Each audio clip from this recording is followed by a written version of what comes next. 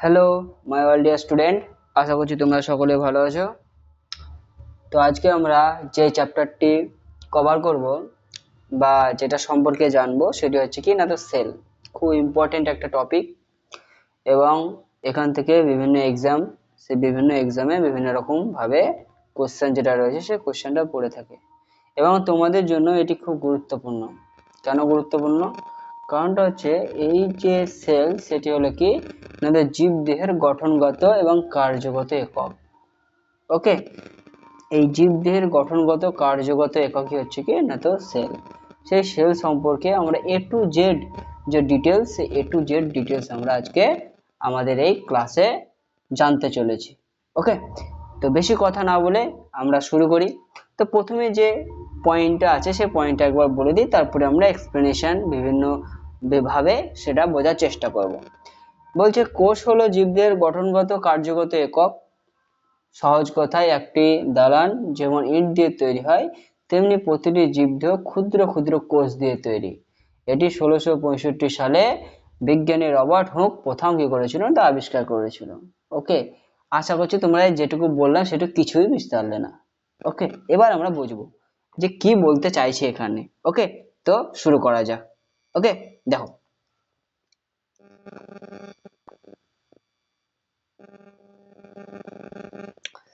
দেখো ধরো তুমি কি করলে স্যার, না তো একটা ধরো তোমার কাছে কি আছে, না তো চকের গুঁড়ো আছে, চক আছে।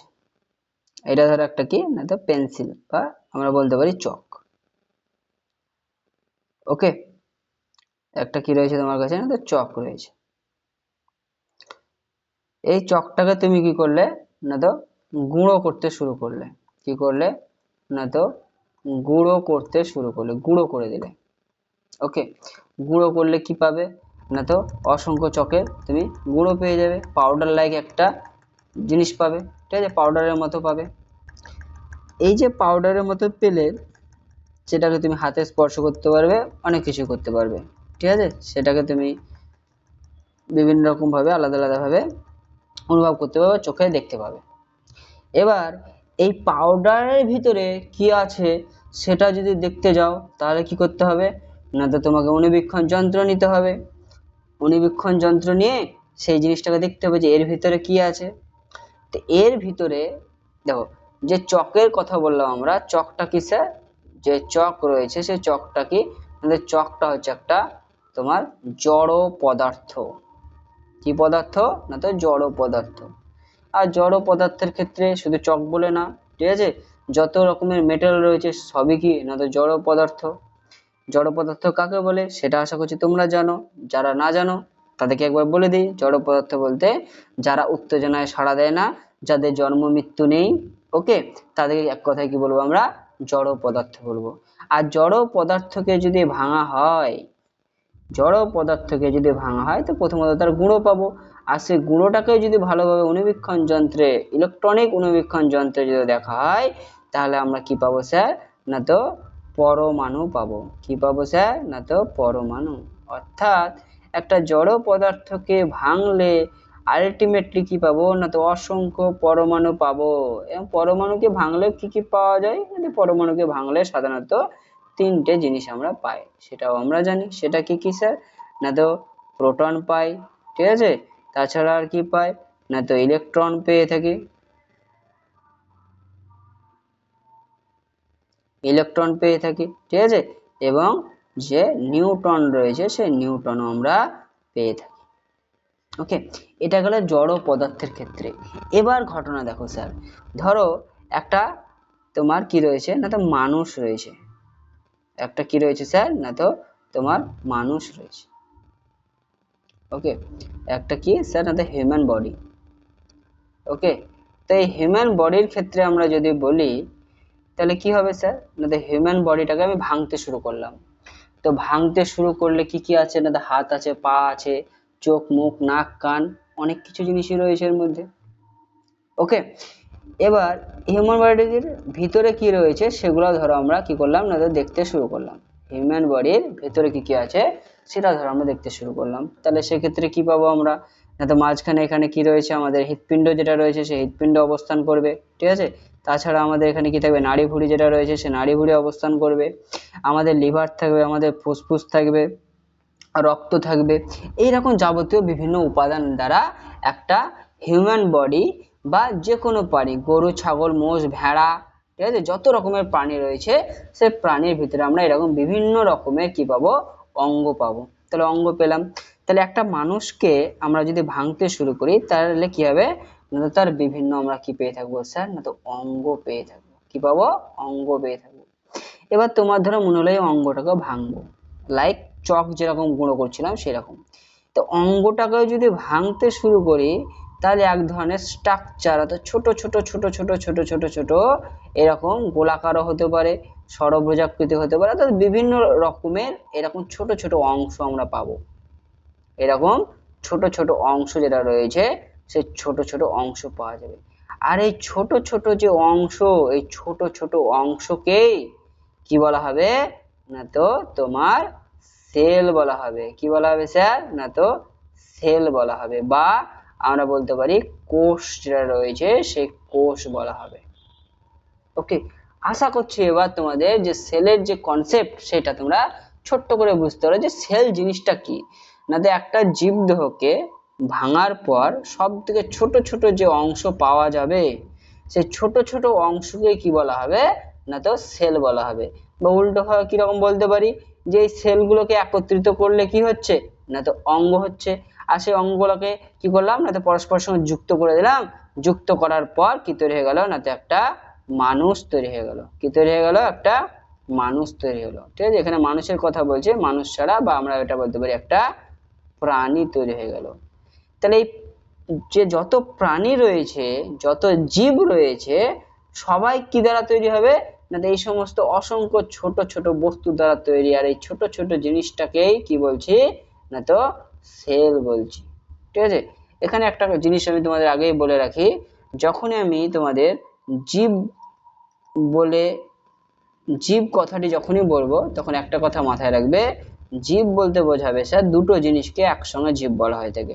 ঠিক আছে, একটা হচ্ছে স্যার কি, না তো প্রাণী এবং উদ্ভিদ, এই দুটোকেই আমরা একসঙ্গে স্যার জীব বলবো। যখনই জীব কথাটি আসবে তখন মাথায় রাখবে যে আমি প্রাণী এবং উদ্ভিদ দুজনকেই বোঝাচ্ছি।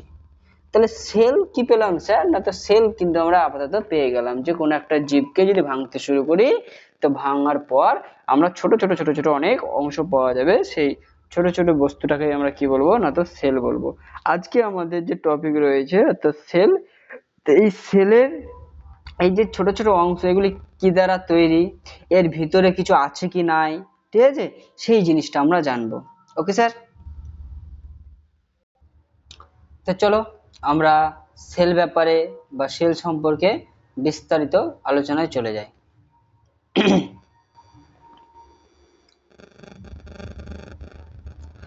তাহলে মনে রাখবে যে সেল যেটা রয়েছে সেই সেলটি আবিষ্কার হয়েছিল কত সালে, প্রথম সেল আবিষ্কার হয়েছিল তোমার 1665 সালে।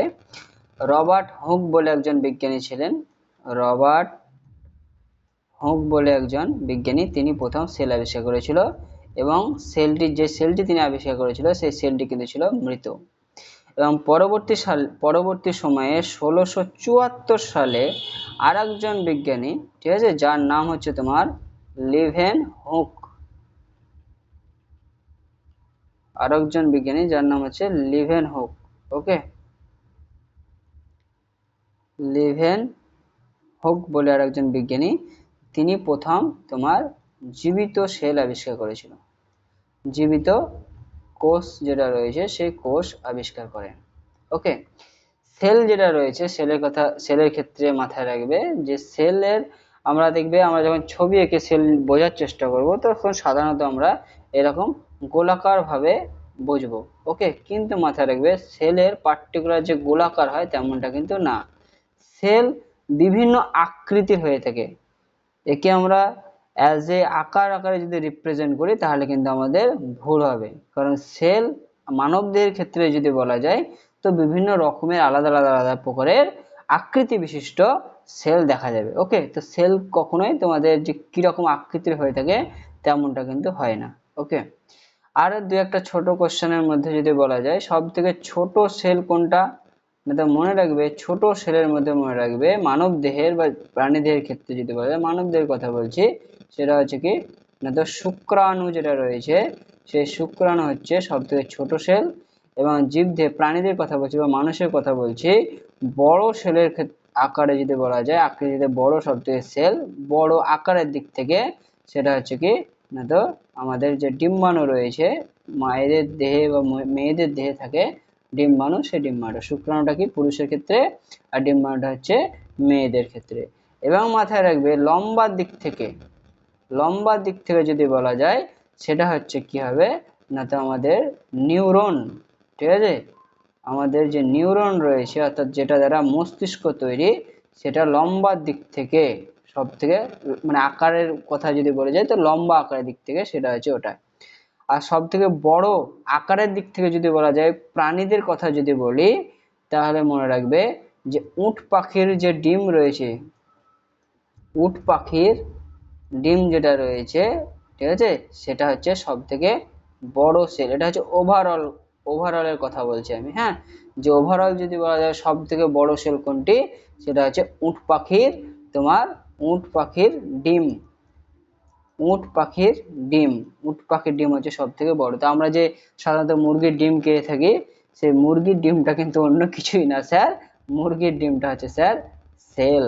ওটা হচ্ছে মানে খালি চোখে দেখতে পাওয়া যায় এমন একটি সেল যদি বলে, তাহলে সেটা হচ্ছে এরকম ডিমের কথা বললে হয়ে যাবে। ওকে, তো এটা গেল আমাদের। আর দু একটা কথা বলি স্যার, সেল যেটা রয়েছে, সেলকে বিজ্ঞানের ভাষাতে যদি বলা যায় সাইটো বলা হয়। কি বলা হবে? সাইটো। আর একটি কথা এখানে শুনে রাখবে, যারা সেল নিয়ে পরীক্ষা নিরীক্ষা পড়াশোনা করে তাদেরকে সাইটোলজিস্ট বলা হয়ে থাকে। ওকে, ডান। এবার আমরা সেলের প্রাথমিক যে গঠন, সেলটা কিরকম ভাবে তৈরি, কি কি দ্বারা তৈরি, সেই জিনিসগুলো আমরা একটু দেখে নেব। ওকে, ধরো এটা হচ্ছে একটা সেল। আমি প্রথমে আগেই বলেছি যে সেলকে আমরা কোনো নির্দিষ্ট আকার হিসেবে রিপ্রেজেন্ট করব না, কিন্তু সেলকে বোঝানোর ক্ষেত্রে আমরা অ্যাজ এ গোলাকার হিসেবে রিপ্রেজেন্ট করব, ঠিক আছে। এইরকম ভাবে ধরো এটা হচ্ছে একটা কি না তো তোমার যে ছোট ছোট জিনিস দ্বারা জীবদেহ তৈরি, সেই তার একটা দেখাচ্ছি আমি, এটা হচ্ছে স্যার কি না তো একটা সেল। ওকে, তো সেলের ক্ষেত্রে যদি বলা যায়, মানে ধরো আমাদের দেহে অসংখ্য ছোট ছোট ছোট ইট রয়েছে, সে ইটের কথা বলছি। তো আমাদের দেহের যেরকম চামড়া রয়েছে স্যার, আমাদের দেহে যেরকম চামড়া, সেরকম সেলের ক্ষেত্রে এরকম বাইরের যে অংশটা থাকে, এই যে বাইরের যে অংশটা থাকে, এই বাইরের অংশটাকে মাথায় রাখবে বলা হয়ে থাকে কোষ পর্দা। এটাকে বলা হয়ে থাকে কোষ পর্দা, বা ইংলিশে যদি কেউ জিজ্ঞেস করে তাহলে মনে রাখবে সেল মেমব্রেন। এই কোষ পর্দা দিয়েই কি হবে না, তো প্রত্যেকটি সেল আলাদা আলাদা। ওকে, মানে ধরো এরকম ভাবে রয়েছে অনেকগুলো সেল একসঙ্গে এরকম ভাবে অবস্থান করছে, এরকম ভাবে অনেকগুলি সেল একসঙ্গে অবস্থান করছে। ওকে, তাহলে যদি এটি একটি প্রাচীর দ্বারা না ঘেরা থাকে, বা বাইরে যদি এরকম একটা আবরণই না থাকে, বাইরে যদি আবরণ না থাকে, তাহলে তো এরা একসঙ্গে কি হয়ে যাবে, মিক্সড হয়ে যাবে, তাই না। তো বাইরের যে আবরণটা দেখতে পাচ্ছ, এই আবরণটাকে বলা হয়ে থাকে কোষ পর্দা বা সেল মেমব্রেন। এই কোষ পর্দা বা সেল মেমব্রেন যেটা রয়েছে, সেটা কি দ্বারা তৈরি, তো মনে রাখবে এটা সাধারণত প্রোটিন ও লিপিড দ্বারা তৈরি, প্রোটিন ও তোমার লিপিড দ্বারা তৈরি, বা ফ্যাট বলতে পারো এটাকে। ওকে, প্রোটিন এবং লিপিড দ্বারা তৈরি। এবং এটাও মাথায় রাখবে এটি ত্রিস্তরীয়, ঠিক আছে, তিনটে স্তর দেখা যায়, প্রোটিন লিপিড এবং প্রোটিন, এরকম ভাবে তিনটে স্তর বিশিষ্ট হয়ে থাকে। তো আমরা যেহেতু কনসেপ্টের উপরে বেশি জোর দিব, তাই আমরা অত বেশি ভাবার চেষ্টা করব না। ওকে, দেখো তাহলে কোষ পর্দা গেল। এবার মাথায় রাখবে এই যে সেল যেটা রয়েছে, এই যে ঘরগুলো দেখছো, এই ঘরটা কিন্তু ঘরের মধ্যে বা সেলের ভিতরে অনেক জিনিস থাকে, অনেক পদার্থ আমরা এই ঘরের ভিতরে পাবো।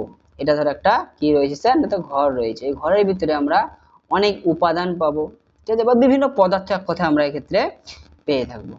ওকে, এবার মাথায় রাখবে যে এই যে কোষ পর্দা, এই কোষ পর্দার বাইরেও আর একটি কি থাকে না তো পর্দা থাকে। একটু কালারটাকে আমরা চেঞ্জ করে নিই।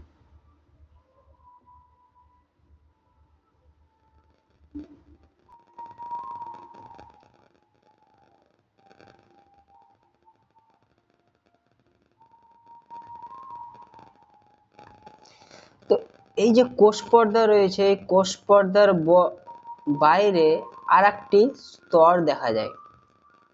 এরকম কি থাকবে, কিন্তু আর একটা মনে রাখবে লেয়ার থাকে। এরকম কি থাকবে স্যার না তো আর একটি লেয়ার অবস্থান করে কোষের ক্ষেত্রে।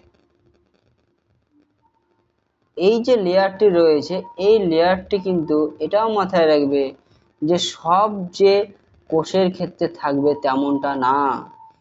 এই কোষ পর্দা ছাড়া আর একটি যে বাইরের যে পর্দা বা বাইরে যে একটা লেয়ার অবস্থান করে, সেই লেয়ারটি শুধুমাত্র যে উদ্ভিদ রয়েছে তাদের ক্ষেত্রে দেখা যায়।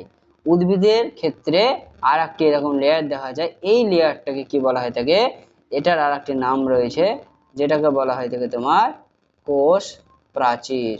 কি বলা হবে, কোষ প্রাচীর, বা ইংলিশে যদি বলি আমরা তাহলে এটাকে বলা হয় থাকে সেল ওয়াল। ওকে, কি বলা হয় থাকবে এটাকে না তো সেল ওয়াল আমরা বলবো, কোষ প্রাচীর বা সেল ওয়াল। মনে রাখবে এই যে তোমার সেল ওয়াল যেটা বলছি আমরা, এক্ষেত্রে আমরা যে সেল ওয়ালের কথা বলছি বা কোষ প্রাচীরের যে কথা বলছি আমরা, এই কোষ প্রাচীরের জন্যই উদ্ভিদের ক্ষেত্রে উদ্ভিদেরা এত স্ট্রং হয়, এত শক্ত হয় বা খাড়া ভাবে দাঁড়িয়ে থাকতে পারে। একটা মানুষের কথা বা যে কোনো প্রাণীর কথা ভেবে দেখো, তাকে যদি স্পর্শ করো তুমি, তাহলে সেটা কিন্তু তার দেহটা যথেষ্ট নরম হয়, তার দেহটা যথেষ্ট নরম হয়। কিন্তু একটা উদ্ভিদের ক্ষেত্রে যদি ভেবে দেখো, তাহলে সেটি কিন্তু যথেষ্ট শক্ত হয়। আর সেই শক্ত হওয়ার জন্যই আমরা তাদেরকে বিভিন্ন আমাদের আসবাবপত্র হিসেবে ব্যবহার করতে পারি। তো উদ্ভিদের দেহে এই যে কোষ প্রাচীর রয়েছে, সে কোষ প্রাচীরটা দেখা যায়। অর্থাৎ উদ্ভিদের যে কোষ রয়েছে, সে উদ্ভিদের কোষের দুটো জিনিসই দেখা যাবে, কোষ পর্দাও থাকবে এবং এক্সট্রা বলতে পারো প্রোটেক্ট করার জন্য, তাদেরকে দৃঢ়তা প্রদান করার জন্য, বা বৃষ্টি বৃষ্টি রোদ তাপ বিভিন্ন জিনিসের জন্য তাদেরকে রক্ষা করার উদ্দেশ্যে তাদের কোষের বাইরে একটা স্তর দেখা যায়, যেটাকে বলা হয় থেকে কোষ প্রাচীর। আর এই কোষ প্রাচীর যেটা রয়েছে, এই কোষ প্রাচীরটি তৈরি হয় তোমার সেলুলোজ দ্বারা। কি দ্বারা স্যার না তো সেলুলোজ দ্বারা। মনে রাখবে সেলুলোজ যেটা রয়েছে এটি একটি জটিল শর্করা। সেলুলোজ সাধারণত মানুষেরা হজম করতে পারে না। ওকে, এটা মাথায় রাখবে, সেলুলোজ হজম করার ক্ষমতা মানুষের নেই, কিন্তু বিভিন্ন যে তৃণভোজী প্রাণী রয়েছে তারা কিন্তু সেলুলোজ যেটা রয়েছে সেই সেলুলোজটা হজম করতে পারে। তো আমরা আপাতত সেলের দুটো জিনিস আমরা দেখলাম, ঠিক আছে। একটা স্তর দেখলাম কোষ পর্দা এবং অপর স্তর দেখলাম কোষ প্রাচীর। কোষ প্রাচীর কার ক্ষেত্রে থাকবে, অনলি উদ্ভিদের ক্ষেত্রে থাকবে। আর কোষ পর্দা যেটা রয়েছে সেটা প্রাণী এবং উদ্ভিদ দুজনের ক্ষেত্রে থাকবে। ওকে, দেখো এবার সেলের ভিতরে বিভিন্ন কোষ, সেলের ভিতরে যেমন আমাদের ক্ষেত্রে মানুষের ক্ষেত্রে তুমি ইমাজিন করো, কারণ তুমি মানুষ, তো তোমার ভিতরে বিভিন্ন অঙ্গ রয়েছে, ঠিক আছে। যেমন তোমার হার্ট, হৃদয়, হৃদয়টা একটা অঙ্গ। তোমার পেটের শরীরের ভেতরে ফুসফুস রয়েছে, সেটাও একটা অঙ্গ। তোমার যদি বলা যায় নাড়ি ভুঁড়ি রয়েছে, সেগুলোও একটা অঙ্গ। ওকে, কিডনি রয়েছে, লিভার রয়েছে, এগুলো তোমার কি না তো এক একটা অঙ্গ। আমি তোমার শরীরের ভিতরের কথা কেন বলছি সেটা বুঝতে পারবে যে সেলের ভিতরেও এরকম বিভিন্ন ধরনের অঙ্গ থাকে। কি বললাম স্যার না তো সেলের ভিতরেও আমরা এরকম বিভিন্ন ধরনের সেলের অঙ্গ বলবো আমরা এক কথায়। ওই যে সেলের অঙ্গগুলি থাকে, তখন এই ক্ষেত্রে আমরা অঙ্গ না বলে বলবো কোষীয় অঙ্গাণু। যেহেতু এটি কোষের ভিতরে থাকে, এটা কি একটা কোষ, আর এর ভিতরে বিভিন্ন কি থাকবে না তো অঙ্গ থাকবে, যারা বিভিন্ন রকমের কাজ থাকবে। আমাদের যেরকম হার্ট কি করতে সাহায্য করে না তো রক্তকে পাম্প করতে সাহায্য করে, গোটা শরীরে ছড়িয়ে দিতে সাহায্য করে এবং রক্তটাকে আবার নিয়ে আসতেও সাহায্য করে। বা আমাদের যদি বলা যায় নাড়ি ভুঁড়ি, সেগুলি কি করতে সাহায্য করে না তো বিভিন্ন খাবার হজম করতে সাহায্য করে। ওকে, তাছাড়া আমাদের যদি বলা যায় লিভারটা কি করতে সাহায্য করে না, তো আমাদের যে ব্লাড রয়েছে সেই ব্লাডটাকে ঠিকঠাক রাখতে সাহায্য করে। ওকে, এবং খাবার টাবার এগুলো হজম করতে কিছুটা বিভিন্ন ধরনের পদার্থ তারা ক্ষরণ করে থাকে। তাছাড়া আমাদের যে ফুসফুস, সে ফুসফুস কি করে না, তো রক্তে অক্সিজেনের আদান প্রদান করতে সাহায্য করে, গ্যাসীয় আদান প্রদান যেটা সেটা করতে সাহায্য করে। তাছাড়া আমাদের যে তোমার কি রয়েছে, কিডনি রয়েছে, সেই কিডনিটা কিসে সাহায্য করে না, তো আমাদের তোমার রক্তে উপস্থিত যে রেচন পদার্থ রয়েছে বা দূষিত পদার্থ রয়েছে সেটাকে আলাদা করতে সাহায্য করে।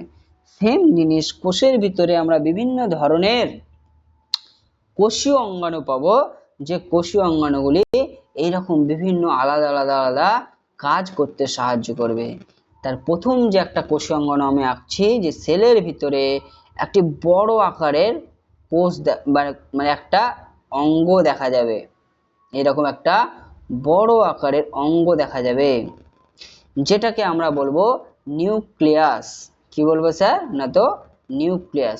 আমরা প্রথমে স্যার এখানে বিভিন্ন যে অঙ্গাণুগুলি থাকে তাদের নামগুলা এবং ছোট্ট করে একটু ইন্ট্রোডাকশন দেখব, তারপরে সেই অঙ্গাণু সম্পর্কে আমরা বিস্তারিত আলোচনা করব। ওকে, দেখো তাহলে প্রথমে যে কোষীয় একটা অঙ্গাণু থাকবে সেই কোষীয় অঙ্গাণুটাকে বলা হবে নিউক্লিয়াস, যেটাকে আমি এন দ্বারা রিপ্রেজেন্ট করলাম। ওকে, এই নিউক্লিয়াস সম্পর্কে আমরা বিস্তারিত আলোচনা করব। ওকে, এখন জাস্ট আমরা নামগুলো বলে দিচ্ছি। তাহলে সেলের ভিতরে একটি বড় আকারের কোষীয় অঙ্গাণু আমরা পেলাম, যেটাকে বলা হচ্ছে নিউক্লিয়াস, এবং এই নিউক্লিয়াসটাকেই কোষের মাথায় রাখবে মস্তিষ্ক বলা হয়ে থাকে। ওকে, এই আমাদের যেরকম মস্তিষ্ক বিভিন্ন ধরনের কাজ করতে সাহায্য করে, অর্থাৎ আমাদের পুরো বডিটাকে কন্ট্রোল করতে সাহায্য করে, সেলের ভিতরে উপস্থিত এই যে নিউক্লিয়াস রয়েছে এই নিউক্লিয়াসটি মাথায় রাখবে যে সেলের ভিতরে যাবতীয় যে কাজগুলি হবে সেই কাজগুলিকে নিয়ন্ত্রণ করতে সাহায্য করবে। ওকে, তো আমরা সেলের ভিতরে একটা কি পেলাম, অঙ্গাণু পেলাম, যেটা নাম হচ্ছে নিউক্লিয়াস, এবং নিউক্লিয়াসটিকে কোষের মস্তিষ্ক বলা হবে। কারণটা কি, এই বিভিন্ন ধরনের যে সেলের ভিতরে যে কাজকর্ম হবে সেগুলোকে কন্ট্রোল করবে। এবার আর একটা কাজ আমরা দেখব, এক্ষেত্রে আর একটি কোষীয় অঙ্গাণু থাকে, ঠিক আছে, একটা থাকে না, অনেকগুলি থাকতে পারে, ঠিক আছে। তো এই রকম এক ধরনের একটা কোষীয় অঙ্গাণু আমরা দেখতে পাবো, এই একদম অনেকটা এইরকম টাইপের একটা কোষীয় অঙ্গাণু যেটা রয়েছে সেই কোষীয় অঙ্গাণু দেখতে পাবো। এখন জাস্ট আমরা কোষীয় অঙ্গাণুগুলির নাম এবং ছোট্ট করে একটু জিনিস দেখছি, পরে আমরা এই ক্লাসে আমরা বিস্তারিত আলোচনা করব। এইরকম একটা কোষীয় অঙ্গাণু দেখা যায় যেটাকে বলা হয় থাকে মাইটোকন্ড্রিয়া। কি বলবো স্যার, মাইটোকন্ড্রিয়া। এই কোষীয় অঙ্গাণুটির কাজ হচ্ছে কি শক্তি তৈরি করা, ঠিক আছে। আমরা যে কাজকর্ম করে থাকি তার জন্য যে শক্তি দরকার সেই শক্তি তৈরি করা হচ্ছে এর কাজ। আর একটা কোষীয় অঙ্গাণু থাকে যেটা একদম এই নিউক্লিয়াস থেকে স্টার্ট করে একদম আলটিমেটলি যে কোষ পর্দা, এই কোষ পর্দা পর্যন্ত চলে গেছে। এখানে এরকম একটি তোমার কোষীয় অঙ্গাণু থাকবে যেটা নিউক্লিয়াস থেকে স্টার্ট হবে এবং একদম শেষ পর্যন্ত চলে যাবে, যেটাকে আমরা বলবো তোমার এন্ডোপ্লাজমিক রেটিকুলাম। ওকে, আর একটি কোষীয় অঙ্গাণু থাকে তোমার এইরকম ভাবে অবস্থান করবে, ঠিক আছে, এইরকম রকমের দেখতে হয় অনেকটা। ওকে, এইটাকে বলা হবে গলজি বডি। ওকে, আর একটি কোষীয় অঙ্গাণু দেখা যাবে যেটা অনেকটা এরকম গোলাকার টাইপের হয়ে থাকবে, এই গোলাকার টাইপের অংশটাকে বলা হচ্ছে লাইসোজোম। এই লাইসোজোমটা খুব ইম্পর্টেন্ট, ঠিক আছে, যেটা কি করতে পারে না, তো বিভিন্ন জীবাণু যদি সেলের ভিতরে প্রবেশ করে তাকে মেরে ফেলতে সাহায্য করে। ওকে, গেল আমাদের। এবং আর একটি কোষীয় অঙ্গাণু পাবো, যে কোষীয় অঙ্গাণুটি এরকম মানে ছোট ছোট হয়ে থাকে, ঠিক আছে, ছোট ছোট আকারের হয়ে থাকে, এরকম ভাবে ছোট ছোট আকারের এক ধরনের কোষীয় অঙ্গাণু আমরা দেখতে পাবো, ঠিক আছে, যেটি সাধারণত নিউক্লিয়াসের গায়ে এরকম ভাবে লেগে থাকে। ওকে, এবং সেলের ভিতরে বিভিন্ন জায়গাতে এরকম ভাবে অবস্থান করে। এই যে ক্ষুদ্র ক্ষুদ্র কোষীয় অঙ্গাণু এর কিন্তু কোনো পর্দা নেই। দেখো এই যে মাইটোকন্ড্রিয়া আঁকলাম, দেখো একটা নির্দিষ্ট পর্দা দিয়ে এঁকেছি, ঠিক আছে, গলজি বডি একটা পর্দা রয়েছে, এর কিন্তু পর্দা টর্দা নেই, এটা হচ্ছে পর্দাবিহীন কোষীয় অঙ্গাণু। ওকে, এখন শুধু আমি নাম বলছি, ওকে, বা বেসিক ইন্ট্রোডাকশন দিচ্ছি, এরপরে আমরা বিস্তারিত আলোচনাতে যাব। ওকে, তারপরে দেখো আর একটি প্রাণী কোষে একটি কোষীয় অঙ্গাণু থাকে যেটাকে বলা হয়ে থাকবে তোমার কি না, তো তোমার সেন্ট্রোজোম। এইরকম আকৃতির হয়ে থাকে, সাধারণত এটি গোলাকার হয় না। ওকে, এর ভিতরে দুটো তোমার মনে হবে যেন ডাম ভরা আছে, ঠিক আছে, কি ভরা আছে স্যার, চোঙাকৃতি ডাম ভরা আছে, ঠিক আছে, এইরকম একটা কোষীয় অঙ্গন দেখা যায়, এটাকে বলা হয়ে থাকে সেন্ট্রোজোম। ওকে, এখানে যতগুলি কোষীয় অঙ্গাণু দেখালাম আমি, প্রত্যেকটা কোষীয় অঙ্গাণুই কিন্তু স্যার প্রাণী কোষে থাকে। এগুলা কি স্যার না, তো প্রাণী কোষে এগুলি অবস্থান করে, অর্থাৎ আমাদের যে হিউম্যান সেল রয়েছে, ঠিক আছে, বা অ্যানিমাল সেল রয়েছে, সেই অ্যানিমাল সেলে এগুলি অবস্থান করে। এবার মাথায় রাখবে আর একটি, এবার উদ্ভিদের ক্ষেত্রে বলেছি, উদ্ভিদের ক্ষেত্রে একটু আলাদা হয়ে থাকে। উদ্ভিদের যে সেল রয়েছে সেই ক্ষেত্রে কোষ প্রাচীর যেটা রয়েছে সেই কোষ প্রাচীরটা কিন্তু অবস্থান করে, ঠিক আছে। প্রাণীদের ক্ষেত্রে কিন্তু কোষ প্রাচীরটা থাকে না। এবার আরেকটা আমি কোষীয় অঙ্গনের নাম বলছি, যেটা শুধুমাত্র উদ্ভিদের দেহে, উদ্ভিদ যেটা রয়েছে তাদের ক্ষেত্রে থাকে। এরকম একটা গোলাকার বলতে পারো একটা কোষ থাকে, ঠিক আছে। এই গোলাকার কোষ, এটাকে বলা হয় প্লাস্টিড। তোমরা সকলেই জানো যে উদ্ভিদেরা নিজেরা খাবার নিজেরাই তৈরি করতে পারে। এই যে নিজেদের খাবার নিজেরাই তৈরি করতে পারে, তার পিছনে প্লাস্টিডের বিশাল বড় ভূমিকা রয়েছে। আমরা আলোচনা করব প্লাস্টিড সম্পর্কে বিস্তারিত, কিভাবে খাবার তৈরি হয় না হয়, বা প্লাস্টিড কয় প্রকারের হয়ে থাকে, এটা উদ্ভিদের দেহে থাকে, উদ্ভিদের এর ভিতরে যে স্ট্রাকচার, সেই ভিতরের স্ট্রাকচার, সমস্ত জিনিস সম্পর্কে আমরা আলোচনা করব। তাহলে এবার দেখো তোমরা স্যার, যে এটা হলো আমাদের একটা ওভারঅল সেল, ওভারঅলের সেলের কথা আমরা বললাম। ওকে, তো ওভারঅল সেলের ক্ষেত্রে এরকম বিভিন্ন সেলের ভিতরে আমরা অঙ্গ পাচ্ছি। আর একটা জিনিস আমি বলতে স্কিপ হয়ে গেছে, যে নিউক্লিয়াসের ভিতরেই একটা বিশেষ মানে ইম্পর্টেন্ট উপাদান যেটা রয়েছে, সেই ইম্পর্টেন্ট উপাদানটি থাকে, যেটা তোমরা সকলেই জানো, তোমরা নামও শুনেছো, যেটাকে বলা হয়ে থাকে ডিএনএ। কি বলা হয়ে থাকে স্যার না, তো ডিএনএ বলা হয়ে থাকে। সে ডিএনএ, এই যে কোষীয় অঙ্গনের নিউক্লিয়াস রয়েছে মাঝ বরাবর, এই মাঝ বরাবর উপস্থিত যে কোষীয় অঙ্গন, সেখানে এরকম জালের মতো ছড়িয়ে ছিটিয়ে, ঠিক আছে, কি অবস্থান করে না, তো তোমাদের ডিএনএ, খুবই ইম্পর্টেন্ট একটি উপাদান, সেই উপাদানটি হচ্ছে ডিএনএ, সে ডিএনএ অবস্থান করে।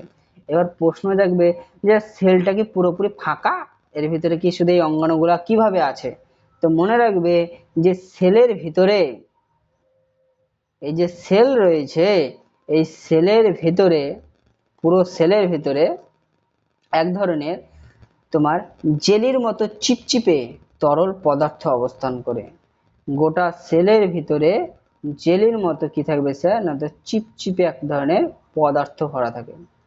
আর এই চিপচিপে যে পদার্থটি ভরা থাকে সেলের ভিতরে, যে চিপচিপে পদার্থ গোটা সেলের ভিতরে, ঠিক আছে, একদম কোষ পর্দার ভিতর পর্যন্ত গোটা সেলে এক ধরনের কি ভরা রয়েছে স্যার না, তো চিপচিপে পদার্থ ভরা রয়েছে জল লাইক স্ট্রাকচারে। মানে ধরো তোমার হাতে একটা বোতল আছে, আর সেই বোতলে তুমি কি করলে, কিছুটা মধু ভরে নিলে, ঠিক আছে।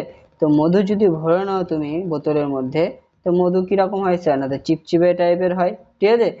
আর সেই বোতলে যদি তুমি কি ভরো স্যার, জাস্ট ইমাজিন করো যে সেই বোতলে তুমি কি করলে না, তো কয়েকটা মার্বেল ভরে রাখলে, এবং বোতলটাকে তুমি যতই জোরে নাড়াও না কেন, সে মার্বেল গুলো কিন্তু কখনোই, কাঁচের মার্বেল যদি ভরে রাখো, তাহলে সে মার্বেল কিন্তু ভেঙে যাবে না। কারণটা কি? কারণ তাদের মধ্যে সংঘর্ষ, ঠিক আছে, সেটা কিন্তু হবে না। সেম জিনিস এই সেলের ভিতরে যে অর্ধ তরল চিপচিপে জেলির মতো যে পদার্থ ভরা থাকে।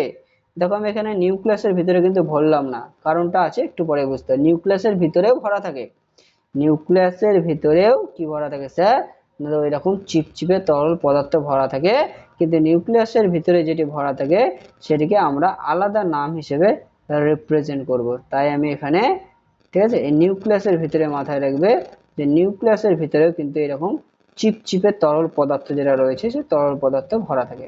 নিউক্লিয়াসের ভিতরে যে চিপচিপে তরল পদার্থ ভরা থাকে তার নামটি আলাদা, আর সেলের ভিতরে যে চিপচিপে তরল পদার্থ ভরা থাকে তার নামটি আলাদা। তাহলে এবার আমরা একটু নামটা জেনে নিই, যে সেলের ভিতরে যে চিপচিপে তরল পদার্থ ভরা রয়েছে তার নামটাই বা কি, ঠিক আছে। তো সেলের ভিতরে যে অর্ধ তরল পদার্থটি ভরা রয়েছে সেটিকে বলা হয়ে থাকে সাইটোপ্লাজম। কি বলবো স্যার না, তো তোমার সাইটোপ্লাজম,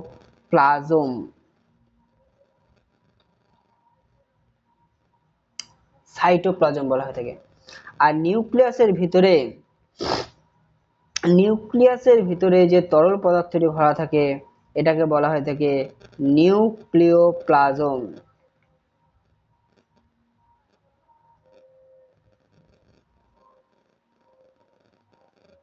নিউক্লিওপ্লাজম।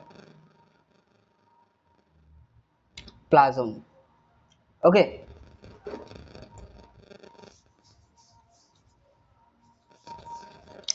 এবার যে গল্পটি বলছিলাম স্যার, যে একটা ধরো তোমার কাছে কি রয়েছে, বোতল রয়েছে, সেই বোতলে তুমি কিছু মার্বেল ভরেছো, এবং আরেকটা বললাম কি না, তো বোতলের ভিতরে ধরো তুমি চিপচিপে পদার্থ লাইক মধু ভরে তোমার কি না, তো হ্যাঁ মধু ভরেছো। তাহলে বোতলটি তুমি যতই নাড়াও না কেন, তোমার মার্বেল যেগুলো রয়েছে সেই মার্বেল গুলো ভেঙে যাবে না। ওকে, কারণ কি, তার ভিতরে মধু ভরা রয়েছে, যে মধুটি চিপচিপে, ঠিক আছে, যেটি মার্বেল গুলিকে সহজে কি করতে হবে না, সংঘর্ষ বাঁধবে না, যার ফলে সেটি ভাঙবে না। সেম জিনিস তুমি ধরো খালি বোতল রয়েছে, এবং খালি বোতলে তুমি কিছু মার্বেল ভরেছো, এবং সেটি কি করছো না, তো অনেক জোরে জোরে নাড়াচ্ছ বোতলটিকে, তাহলে দেখা যাবে যে মার্বেল গুলো ভেঙে যাচ্ছে। তো এই সাইটোপ্লাজমের কাজ কি?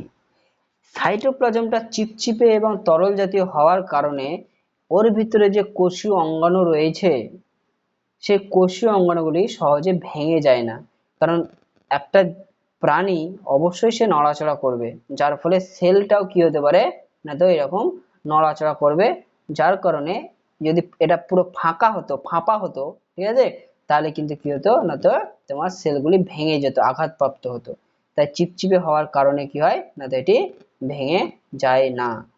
ওকে, এবার দেখো আরেকটি ইম্পর্টেন্ট, প্রথমে যখন বলছিলাম তখন একটা কথা বলেছিলাম যে জীবিত সেল কাকে বলে, কি না, তো জীবিত সেল কাকে বলে, জীবিত যে সেল রয়েছে সেই জীবিত সেল বলতে কাকে বোঝাবে, যদি সাইটোপ্লাজম এবং নিউক্লিওপ্লাজম এবং যে কোষীয় অঙ্গাণু, এই কোষীয় অঙ্গাণুগুলো যদি থাকে, তাহলে সেটাকে আমরা বলবো জীবিত সেল। মৃত সেলের ক্ষেত্রে সাধারণত, মৃত সেলের ক্ষেত্রে সাইটোপ্লাজম এবং নিউক্লিওপ্লাজম যেটা রয়েছে সেটা থাকে না। থাকে কি তাহলে? থাকে বলতে গেলে শুধু যে কোষ পর্দা যেটা রয়েছে, সেই কোষ পর্দাটা ভালোভাবে দেখা যায়, তাছাড়া বিভিন্ন ধরনের রেচন পদার্থ বা আরো বিভিন্ন আদার্স যে খনিজ লবণ বা এই সমস্ত উপাদান, সেগুলা থাকতে পারে। ওকে, আদারওয়াইজ মৃত সেলে সেরকম কিছু দেখা যায় না। তো এবার তোমরা বুঝতে পারলে যে জীবিত সেল বলতে কাকে বোঝায়। জীবিত সেল বলতে বোঝাবে যদি সাইটোপ্লাজমীয় বস্তু, সাইটোপ্লাজমীয় বস্তু বলতে এই যে সাইটোপ্লাজমের ভিতরে এই যে কোষীয় অঙ্গাণুগুলো ভেসে বেড়াচ্ছে, সেগুলো যদি থাকে তাহলে জীবিত সেল বলবো, যদি সাইটোপ্লাজম না থাকে তাহলে মৃত বলবো। এবার আরেকটা এখানে পয়েন্ট মাথায় রাখবে, আরেকটা কথা এখানে তোমাদের ব্যবহার করা হয়ে থাকে, সেই কথাটি কি আমরা একটু দেখে নেব। ওকে, দেখো এখানে আমরা একটা কথা বলবো স্যার, যে সাইটোপ্লাজম, সাইটোপ্লাজম